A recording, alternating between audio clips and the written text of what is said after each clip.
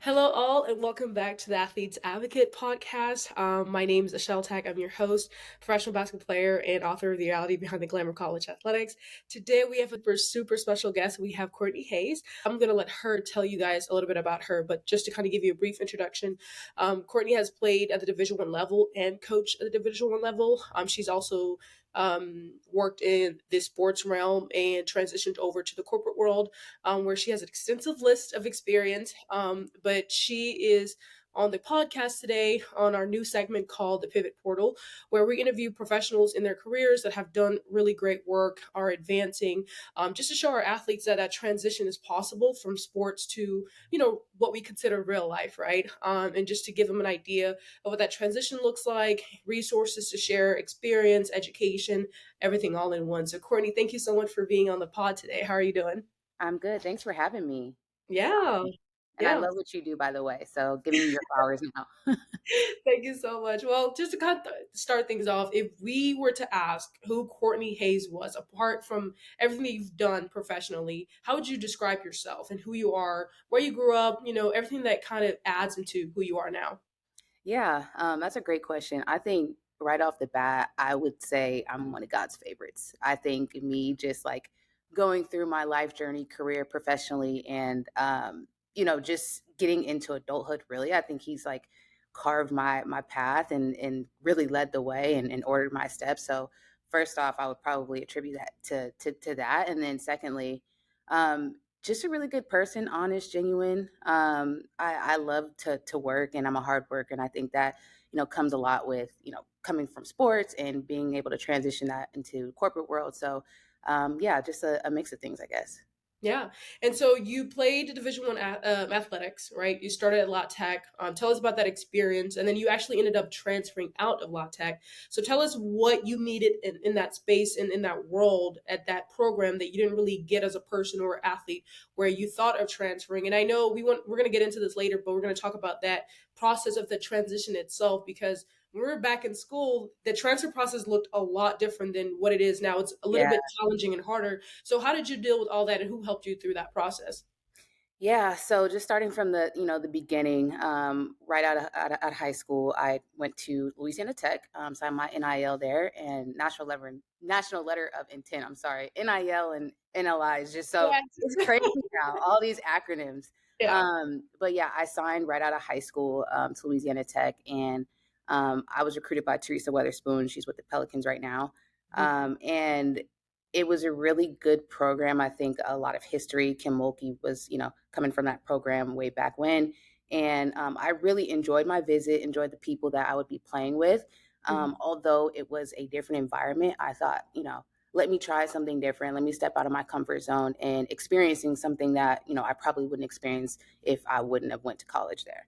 Mhm. So I spent 2 years there and really just trying to find yourself, right? You're coming from a high caliber high school program into a college program where the expectations are there, they're Mhm. high, and you're not the best player anymore. So that was challenging in itself, and understanding like where my role is, and falling in line, but being able to stand out. And there's just a lot of challenges that come with being a freshman in general, let Mhm. alone playing Division One basketball. And I did my first year there, and I sat with my mom, and really I was just like, I don't know if I can be here. Like, I don't know if this place a place for me. And had really a lot to do with the environment. It's just different coming from the West Coast to the South. It Mhm. was culture shock. It was all those things you would probably imagine in going to the South, where there's not corporate big buildings on each side of the freeway. It's just greenery for Yeah. miles, miles and miles. So it's a lot different. And she told me like, hey, like, it's your freshman year, Mhm. stick it out, see how you feel, the next year, and then reevaluate. And so that's what I did. I hunkered down and stuck it out. And through that time, I was actually going through an injury as well, so that added another layer of kind of stress, if you will. Mhm. And I got to my second year, and really evaluated was if really this is where I wanted to be Mhm. long term, and can I see success here, and can I grow as a person, and can I get a good education, right? And um, at the time, mentally I was going through some things and I wasn't sure if, that was a place for me. My grades were slipping at the time just because I had so much on my plate. And so I took it upon myself to make the hard decision and transfer. And so I asked for my transfer papers, and that's kind of what led me to Grand Canyon. Yeah. And honestly, when we were back in school, I think the decision was harder than it is now because now athletes have the flexibility to just move whenever they want. They don't like the school, I'm gone. I don't like the coach, I'm gone. You know what I mean? Yeah, Back then, like you seriously like the decision you were making was like you thought about it life for or months. death. Yeah, exactly. Like we thought about it. We're like, okay, like if we're gonna make this move, we're gonna make this move. And it was harder, like I mentioned earlier. Because back then I don't know how your experience was, but we had to tell the coach and not the compliance that we are transferring. Then they had to X out the schools we can go to. It was um it's a whole thing. it was a whole thing. Now it's like, oh, I'm just entering my name in the portal and I'm gone, you know. Yeah, I wish um that was the case back then. I know, right? I know, right? They made it hard for no reason. um but through all that, I'm glad that you had the support that you did and your mom to be able to let you know, like, hey, I know the first year you didn't like it, but give it another shot, right? Because most Yeah, kids don't really think about that are going through this right now. They just 1 year and they're done. It's like, okay, let's see if I can improve on what I just experienced and if those things can change, right? And if they can, okay, we can move forward. If they can't, you know. So then you ended up transferring to Grand Canyon. How was that experience like? And you ended your career there actually. yeah, it was great. How I really ended up here, just a little bit of backstory. My high school teammate, she was playing there at the time, and that's when they were Division 2. And when I was transferring there, they were actually going Division 1 at the time. So it was great that I was jumping in, first year. But I called her and I was like, "Hey, I'm getting my transfer papers. I want to see if you guys, needed another body for a point guard. Like, what's the deal there?" Because I knew obviously it was close to Vegas, which is where I'm originally from, and I could see myself there, just in the environment, just right off the bat, and obviously meeting coaches and things, and game schemes and how they operate is a little bit different, but just for face value, I thought that could be a place that I can go. Mhm. Um, so ended up at Grand Canyon, and it was a great experience. I think, they have, I would say, a great foundation of what they want for their athletes as well as their students. The campus is beautiful. I'm not sure if you've seen some of the men's basketball games. The student section gets crazy for the men's basketball. Not so much the women's yet, but we're getting there. Yeah. But just an all around great school, great campus, great people, and it is a Christian private school as well. Mhm. Yeah. So after that, you finished your career and you actually got your master's, you got your MBA. Was that helpful? And I know we're gonna come circle back around and talk about Yeah, that, but how was that experience like getting your master's while you were still in school? Was it kind of hectic balancing both of them? I know bachelor's is already enough as it is, right? So you have to add on your master's. So how was that experience for you? it was good. I got my undergrad in marketing, and as I alluded to, I was transitioning to Grand Canyon when they were going Division 1, so I had to Mhm. actually sit my first year there. Mhm. And that allowed me to get my fifth year on the back end, Mhm. which was my master's, and I completed that in a year. But in terms of balance, like I think like anything else. Like your undergrad, you have training, you have to go to treatment, you have study hall, all those different things. But it's just a matter of time management and balance. But I'm glad I got it because I think it's helpful nowadays. Yeah. And just to kind of take it back a little bit, when you were in high school, did you know what you wanted to do with your career outside of basketball? Did you Absolutely not. No? Okay. Absolutely not. I think, like any other high school athlete that plays on that kind of elite level, they think that they're going to go to the WBA and it's going to be this grandiose kind of deal when you get out of college. And actually, it's not. Yes, not like that at all. Yeah.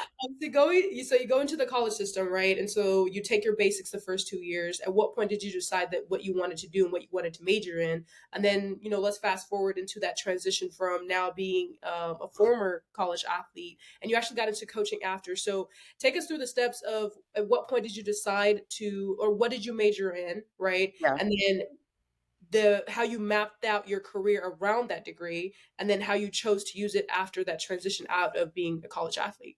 Yeah, first year I had no clue what I wanted to do. I took the basics and I think I was starting to take some psychology classes. Like that's Mhm. kind of the easy button for any athlete really in college. So I definitely explored that route. And then my second year is when I started to pick up more marketing based classes. an intro to marketing, different things like that. And that's where I was able to find some success, and I found it interesting. And I think, that can translate into any industry, right? Every company needs marketing. So that's what led me to that. And really, at the time, I wasn't really necessarily thinking about like life after basketball, but I knew that that would probably be a good field for me. Mhm. Um, and then in terms of after, after college and taking the undergrad and the master's with me, um, I really had to figure out what I wanted to do. And I really didn't want to go into the necessarily corporate world right away. Mhm. I was going to go play overseas. Then I changed my mind and actually started to coach. The actual coach that recruited me at Louisiana Tech was a head coach at Cal Mhm. State Fullerton at the time. Mhm. And he was the one that was like, well, hey, why don't you just, come coach, come try it out. Mhm. You're a hard worker. Like I knew I'm going to get, value out of you. So let's Yeah. try it. And moved out to California and kind of, started coaching. And at the time I was 21 Mhm. at the time.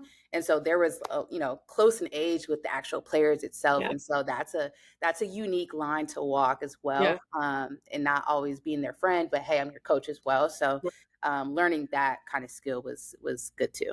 Yeah, and let's touch upon that. So, transitioning from being a player now to having your world being wired a certain way to now being that coach, right? What are some misconceptions there? And then also, how did you have to rewire your mind to think like a coach, you know what I mean? Because when we're players, we have a specific understanding of what coaches are, what they should do, and how we need the assistance, how we need the help, right? And how they can help us. But now that you're a coach, how did you make the two work? You know what I mean? Where did you find the middle ground there to Yeah. bridge the gap between that? Yeah, I think it's like having really a good relationship with your players. I think Mhm. that's like foundation. I think if they trust you, they'll Mhm. respect you. Mhm. And after gaining like that respect, I was able to one be, that coach on the court and at practice and during film. But then outside of that, it's like, hey, what do you need? Like, whatever they needed in terms of an ear to listen to, whatever it was, like I was that person as well. So again, fine line to walk, but Mhm. yeah, just understanding like at certain places, certain times, this is the person that you are at that Mhm. moment. Yeah. And so after coaching, you got into the corporate world, but on the sports Sure. side, you worked with the Phoenix Suns. So tell us about that experience. How did you transition to that? What were some connections that you had to make, or some networks that you had to make? And was it just solely your education that helped you get into that, or did you have to provide some type of experience that maybe you didn't get when you were in college that you had to kind of pile on? And I know you graduated with your master's, so I know having an MBA that's really big. Yeah. So how was that all wrapped up together? How did you get into the field? Um, Yeah. Initially, you really don't need a master's to get into that field. To be honest with you, a degree suffices. But in terms of kind of how I ended up on the corporate side of basketball, if you will, um, at the time they had some coaching changes at Cal State Fullerton. Head coach got let go, so that means probably staff is going to get let go as well. mhm, So at the time, I was like, okay, I need to figure out what's next. yeah. And for me, it was like I really don't want to let basketball go. Coaching was great, but I think getting on the business side would be even better. So at the time, there was this program based out in LA. I was in Orange County at the time, so I would drive down to LA for this program, and it was called Accelerated Sports Career Academy. I don't think they're around anymore, but essentially what it was kind of you and like 10 other individuals that were interested in the sports world. And Mhm. basically these guys that ran this program were the people to prepare you for those specific roles. So if it's inside sales, if it's on the game operations side, this is kind of the fast track to getting in because Mhm. they had so many connections within their network where after you completed the program they would basically have you set up informational interviews with certain people, and then from there that's kind of how the ball rolls of okay, let's set up an interview for you getting into sales or marketing or whatever. So that's kind of how I ended up at the Suns. And how were you able to pivot from, because I know you had like three different titles while you were there with the Suns, and I think you were there for about 3 years or so. Yeah, So how were you almost able four actually. yeah, so how were you able to pivot? Because I know you started with like global partnerships, and then you went to business development, and then I think membership sales. Is it pretty easy to kind of pivot from one world to the other, or is it more of like a tenure thing where if you have the experience and the time in that role, you can then kind of move around the company a little bit? Yeah, I think you had it actually reversed. So I started in inside sales, Yeah. Okay. and then business development, and then global Like partnerships. global But partnership. to your point, inside sales is kind of the program where you learn the foundations of sales and how Mhm. to talk to C-level executives and how to pitch and how to bang the phones out. And at Mhm. the time, when I was at the Suns, this was what 2017, 2018. We were terrible. So I'm banging phones trying to sell tickets, and basically that's what it is, selling tickets and Yeah. seats to these to B2B, B2C consumers or businesses, for them to use RCs for, purposes of their business or personal use. So that was hard in itself, but being able to one hit my goal in that type of environment was empowering to know that okay, I can actually do this. Like Mhm. not necessarily sell the team, but sell everything else, the experience that they're going to have, and make it kind of an experience for them. So Mhm. um, doing that was kind of my foundation to sales, and then business development is where I basically got promoted, which was kind of membership sales as well. And then my last step was global partnerships, where it was partnerships for Suns and the Mercury side as well. Mhm. And that was an interesting time. This was during COVID as well, so a lot was going on. Mhm. But yeah, that's kind of my journey, at least at the Suns, anyway. Yeah, and to kind of keep an emphasis on the business side of sports for athletes right now, because I think the issue here with athletes is that they don't have a lot of experience because they go from college into the pros, especially the pros, right? They go into college, well, from college to the pros, and they play about 10, 5, 15 years or so. They come out of that, they're in their 30s, right, or mid 20s, no experience on their resume. Now they have the degree, but now they have to go into the corporate world because not everyone is LeBron James is going to be Right. on ESPN. So, could you provide some information, advice, or resources, or what they can do to kind of help them along that journey of when they're still playing, when they can't really do internships? What else should they be doing? Should they be doing I don't know, extra studies? Should they go back to school and get an extra degree? Like, what can fill that void there of Yeah. them having, the lack of experience within that time frame? Yeah, and I think that's an interesting point. I always struggled with, you know, the fact that if I did go overseas and ended up Mhm. playing X amount of years, Right, where does my professional experience come from? right. So thank you for pointing that out. But secondly, I think like leveraging the network, like you don't Mhm. necessarily have to go back to school to, land a job Mhm. after you finish basketball. You could Mhm. certainly leverage your network, connect with people that are in the field that you're interested in, Mhm. because you're more than just a basketball player. You're interested in a lot of things. So if it's marketing, maybe there's somebody to connect with, at your team level that runs marketing for your team and understand like what they do on a day-to-day basis, and maybe a shadow day or something like that is how Mhm. you can start to leverage that in real life. But I Mhm. think the network is like going to be bread and butter, and tapping on people, not necessarily for a job when I get out of college or get out of playing basketball, but tell me like your day to day. What do you do? What's your expectations from your boss? Like Mhm. understand what they do. So when it is that time and when you are applying to certain jobs, they have you, front in mind when, oh, we have this, entry level marketing job. I have the perfect person, right? I Right. think that's kind of the way to leverage that. Yeah, absolutely. And I always hone in on that. I'm like, listen, networking and reaching out to people and connecting with people is super important. And sometimes Yeah. it kind of bypasses the education that you have or may lack or whatever experience that you have because people will remember. They will remember you. And when there's an opportunity, okay, I know this person, so I'd rather recommend them than just a stranger, right? That probably has everything on their resume. So Right. that's a good point. So now you're currently at Meta. Yes. So you were with the Phoenix Suns, right? And now you work as an account manager at Meta. Tell us what your day to day looks like, what your current role is, and what are some perks for you individually as a person as well as professionally? Like, where are you heading? Where do you see the next 5 to 10 years? And it might be hard to answer, but do you have an idea of what that looks like? Yeah. So yeah, I'm at Meta right now, and I am on our VC team. And basically, what I do on a day to day basis is help basically 20 advertisers scale their business on Instagram and Facebook through advertisements. So really helping them understand what levers to pull in terms of campaigns, and understanding measurement after they run a campaign, and talking through that, and really just giving them best practices that we see work, and that is the best practice here at Meta. But to your point, like where I see myself in 5 to 10 years, like that's really hard to think about because Yeah. I'm just so right right now in the now, trying to figure out and learn my job. And I'm 7 months in right now, Mhm. and there's so much changing every day. So many new beta products coming out. Where I don't know if you saw, but Instagram just put out that you can get verified for a certain amount of Yeah. dollars subscription. So like that's interesting itself, and that's a new product, right? So there's something new coming out every single like week. It seems like.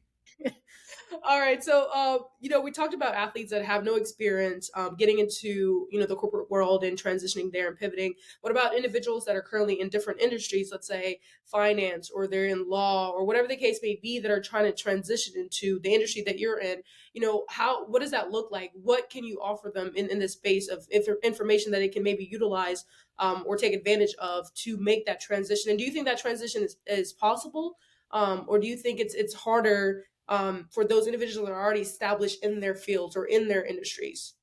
Yeah, it's a great question. I think it's going to be challenging naturally, but there are resources to tap into. I'm not sure if you're familiar, but there's like a Meta Blueprint certification program where you can take specific courses. So let's talk about like digital advertising or measurement, or if you're interested in, kind of whatever. There's different programs and courses that you can take to give you exploratory, uh, I don't even know what you want to call it, exploratory first look at what this role could look like or what this role entails. So there's ways to look into things like that. But I think like again, leveraging the resources and the network is going to be key. I think, if you have LinkedIn, I think everybody does at this point, like you can pretty much find anybody and Mhm. pretty much ask anybody anything. And so I think use that to your advantage. Yeah, and I think the job force right now is pretty strong in most industries. But for those athletes that are maybe searching and it's kind of getting more challenging to find a job, what advice would you offer them in terms of like resume building? Obviously, we've already talked about networking and connecting with individuals. But how would you advise them to go about this process so they can end up with that job or that career job that they're looking for? Yeah, there's people out there that do that for their job, where they help people like ourselves, refine their resume and Mhm. understand what their career goals are.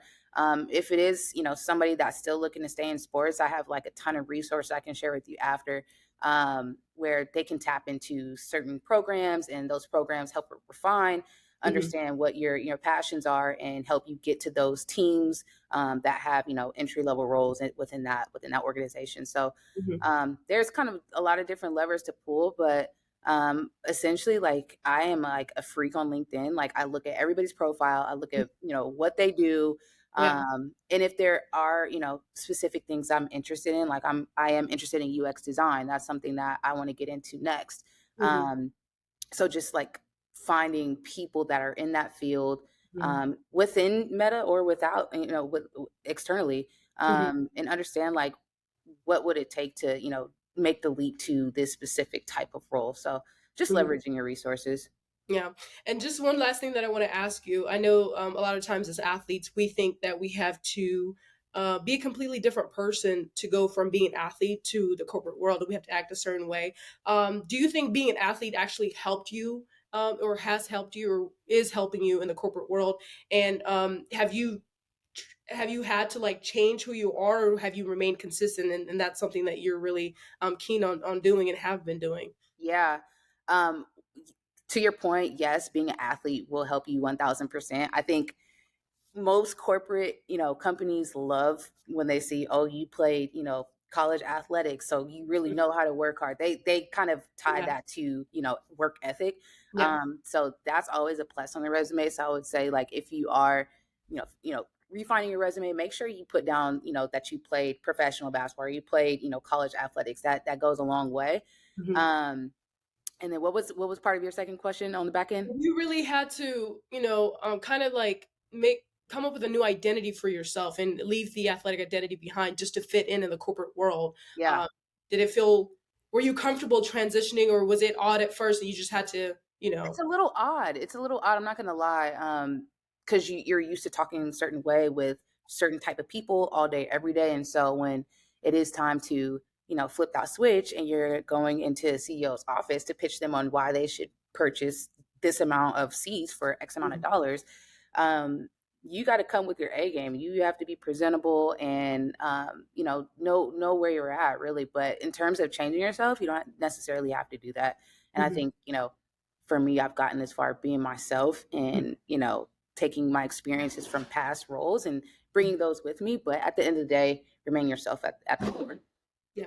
And are there any projects that you're working on, outside of what you're doing within your job, that we can help support or maybe look into, or put a buzzword out for? Yeah, we'll actually be having some cool things coming out. Me and my fiance, Mhm. we're starting a little business, so more to come on that. But I will definitely share more with you post, when we launch.